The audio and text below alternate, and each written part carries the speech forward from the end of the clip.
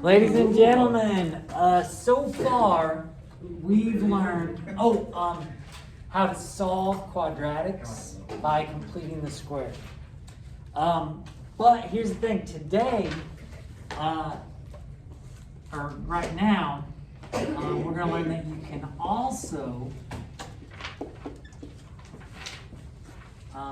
write quadratic functions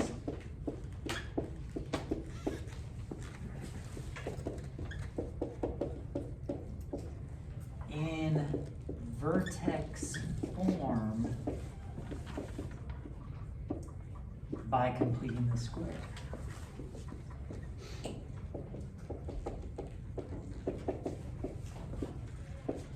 Okay.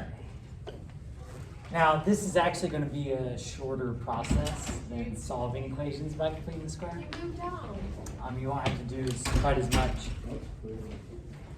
So let me show you what I'm talking about here. Oh, well, before we get there, quadratic functions, that's x squared, right? Degree of 2. But vertex form, standard form is that whole ax squared plus bx plus c. You know what I mean? But vertex form, do you guys remember what that looked like? I'll show you real quick. Vertex form, I think they had like a k and a... Yeah, what was it? It was like A and then Y.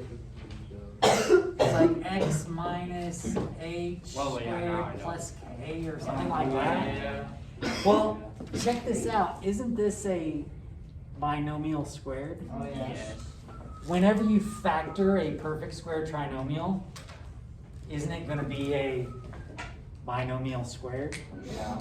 So it turns out to take something from standard form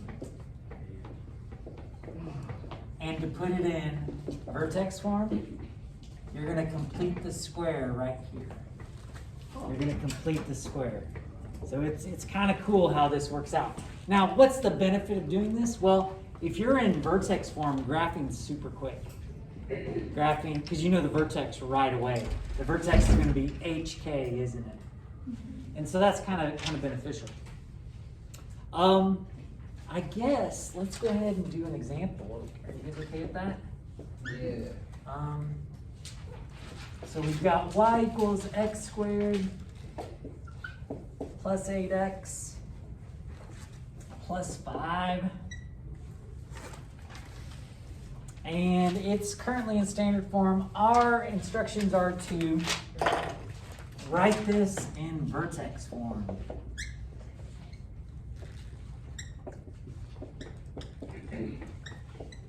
So here's the thing, vertex form is not factoring, okay? If we just tried to factor this for 1, we wouldn't have much luck at all, because what two numbers multiply together to make 5? 5 and 1. Do those add up to 8? No. So writing things in vertex form means that we are going to focus our attention right here, and we're going to complete the square inside there. So we're going to come up with a new c value. C is equal to what in this case? 16.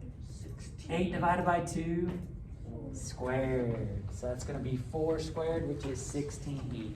So what you'll do is you'll go y equals x squared plus 8x plus 16.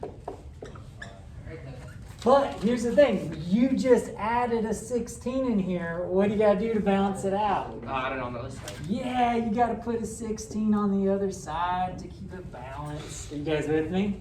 Yeah. So just remember, what you put there, you got to balance it out, don't you? Yes, Silas? Couldn't you now rebalance it and subtract the 16 and then put the 5 and then just have a negative at the end? Yeah, and that's what we're going to end up doing. A lot of people, and I've taught it both ways, a lot of people, as soon as they do it here, guess what they do back here? Minus 16. Wouldn't adding 16 here and subtracting a 16 here balance it out? Yeah, so a lot of people do that. I'm thinking that I want to be consistent with what you learned before. So if you add a 16 here, add it to the other side. We just completed the square, didn't we? Mhm. So that means we can write this as what?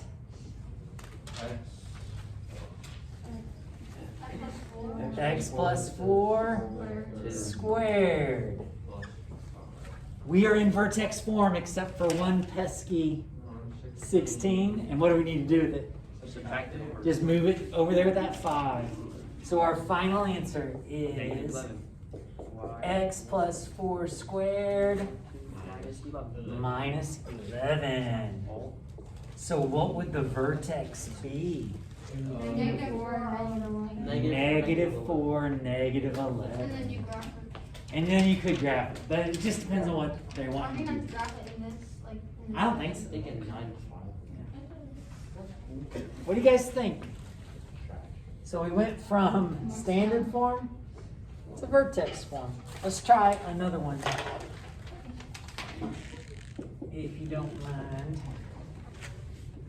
Y equals 3x squared plus 6x plus 9. So, okay. Yeah, there's an issue, isn't there? We gotta factor out the 3. Now, before, what we did was, didn't we divide everything by 3? You can do that here if you want. You can divide everything by 3, but you would also have to divide what by 3? Y. Or what you can do is what Kylie was saying was you could factor out the 3, maybe just from these two, because aren't we kind of focusing on this? You could factor out a 3. I think, I mean, ultimately it'll be up to you, but I kind of am feeling like it might be more consistent if we just divide everything by 3. That's kind of what we've done before. It's kind of odd because now we got y over 3, right? We're gonna have to fix that later, aren't we?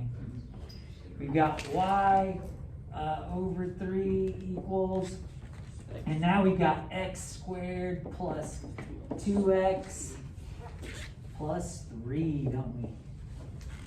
And now we're ready to complete the square. What's our c value gonna be? 1. Yeah, it is, isn't it? Are you guys cool with that? Our c value is gonna be 2 divided by 2 squared, which is 1. So we'll go x squared plus 2x plus 1. Got our plus 3. What do we also have to do to balance this out? Put it on the other side. We're gonna put a plus 1 right there. I guess I could have put it out front, couldn't I? Now that we've completed the square, we can write it as a binomial.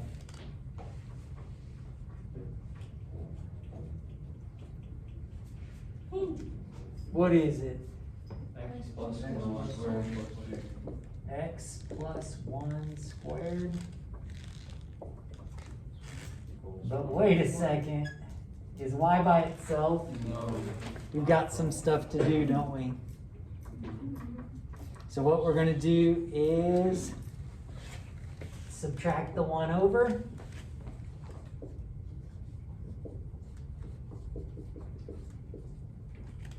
Would that be just a 2? Oh, my marker's running away, or running out.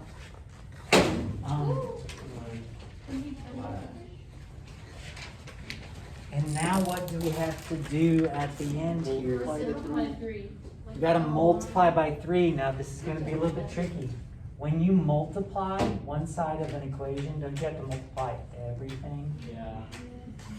So our final answer here is going to be y is equal to 3x. 3 times the quantity x plus 1 squared plus what? 6. So definitely a little more going on when there's a number out front, isn't there?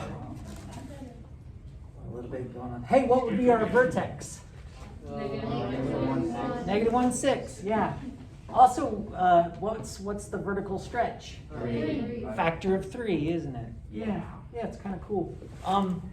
So, ladies and gentlemen, I think it's practice time again. So I tell you what, tomorrow let's not quiz just yet. Tomorrow let's practice some more in class. Yeah, that's a smart idea. But will you guys finish up the old homework? Yeah. You know what I mean, the previous homework? We already. Yeah, finish that up, and we will do some more of this tomorrow.